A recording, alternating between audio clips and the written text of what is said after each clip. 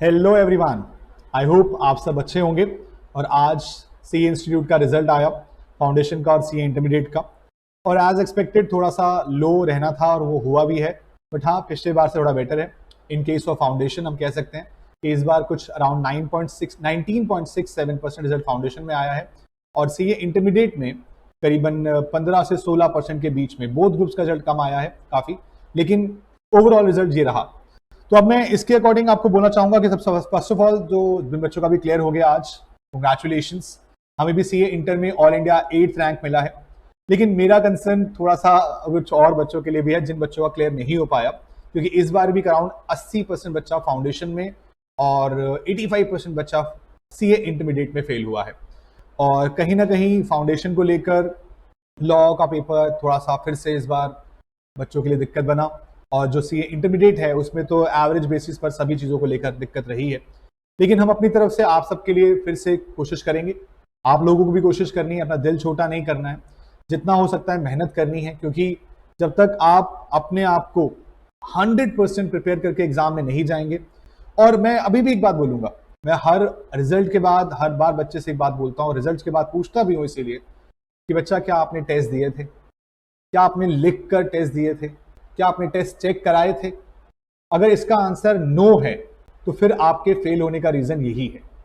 जब तक आप अपने टेस्ट देकर चेक नहीं कराएंगे ना, तब तक आपके रिजल्ट में पॉजिटिव लिखा, सक्सेसफुल लिखा नहीं आएगा। अनसक्सेसफुल होने का एक ही रीजन है कि बिना प्रिपरेशन एग्जाम में जाना। प्रिपरेशन सिर्फ पढ़ाई की नहीं होती है, टेस्ट देने की भी होती है। तो आप लोग इस चीज को समझिए। जितना मर्जी टाइम पढ़ाई पे लगा लीजिए, जब तक आप लिखेंगे नहीं ना एग्जाम से पहले, चेक नहीं कराएंगे, अपनी गलतियां नहीं ढूंढेंगे, तो रिजल्ट में पॉजिटिव या सक्सेसफुल लिखा हुआ नहीं आ सकता। समझिए इस बात को।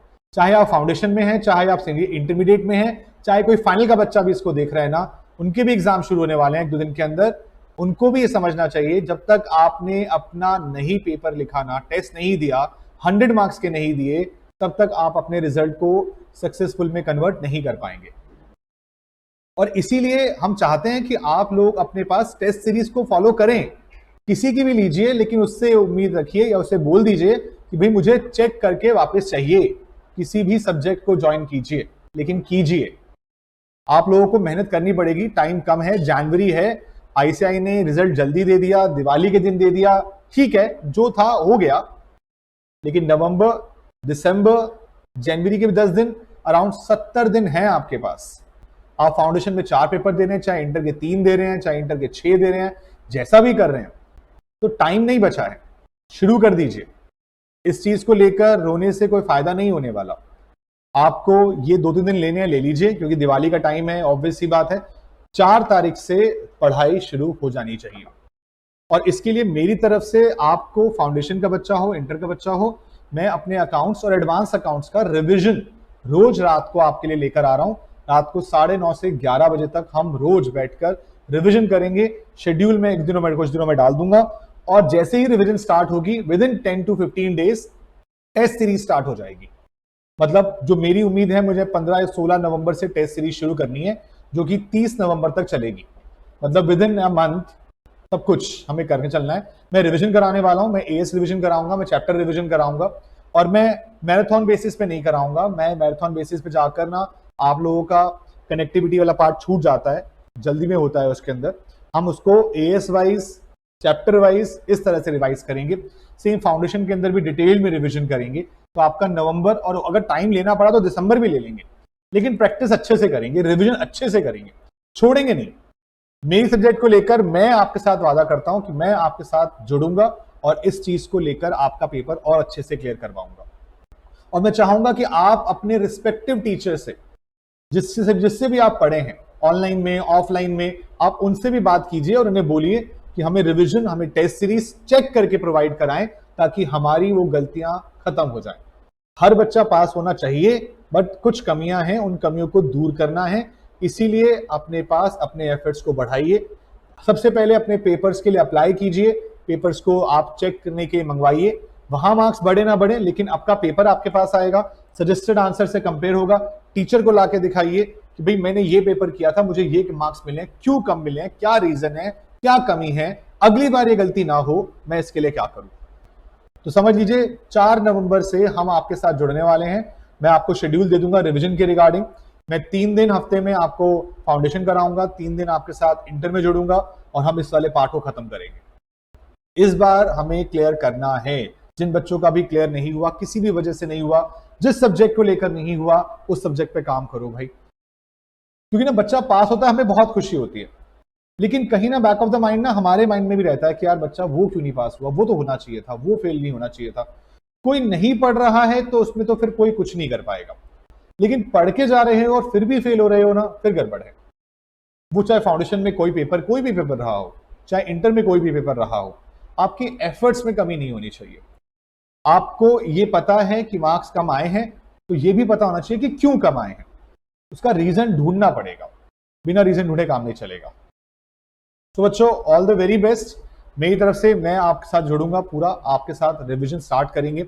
अगले 1 महीने के अंदर रिवीजन, टेस्ट सीरीज सब कुछ फॉलो करेंगे, कंप्लीट करेंगे।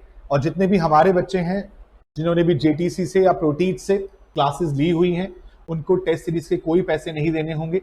कोई और नया बच्चा अगर हमसे जुड़ना चाहता है टेस्ट सीरीज के लिए, तो वो जाकर अपना टेस्ट सीरीज का रजिस्ट्रेशन कराएगा। बहुत ही नॉमिनल सी फीस हम चार्ज करते हैं टेस्ट सीरीज के लिए। और साथ साथ अगर किसी बच्चे को अपना कोर्स दोबारा करना हो, रेगुलर बैच लेना हो, तो रेगुलर बैच के लिए सिर्फ 5000 की फीस है। और किसी को अगर फास्ट ट्रैक लेना हो तो फास्ट ट्रैक की फीस 4000 है।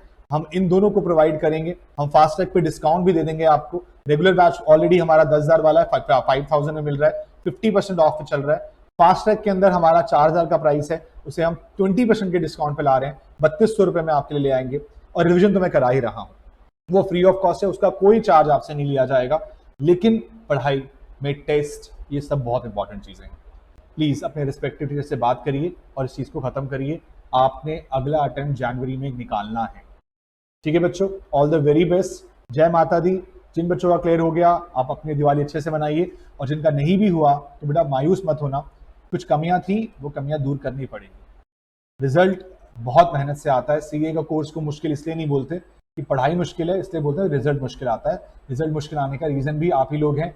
जब तक आपकी वो मेहनत इंस्टीट्यूट को नहीं मिलेगी, तब तक वो आपको पास नहीं करेगा। उसे क्वालिटी चाहिए, क्वांटिटी नहीं। ठीक है, so all the very best. मेरी तरफ से पूरा सपोर्ट आपको मिलेगा। और आप, मैं एक नंबर बोल देता हूँ। आज मेरे पास मेरा लैपटॉप नहीं था, मैं तो सिर्फ ऑफिस में दिवाली पूजा के लिए आया था, तो नंबर बोल देता हूँ 9311282052। इस नंबर पर अगर आप अपनी फास्ट ट्रैक या फिर जो भी क्लासेस या टेस्ट सीरीज की इन्फॉर्मेशन चाहते हैं, वो आपको मिलेगी। टेस्ट सीरीज में होपफुली 10 नवंबर के पास अनाउंस करूंगा डेट वगैरह उसकी, तब तक हम रिवीजन वाला पार्ट शुरू कर चुके होंगे। ठीक है, ऑल द वेरी बेस्ट। जय माता दी। और मायूस नहीं होना है, मेहनत करनी है। God bless you.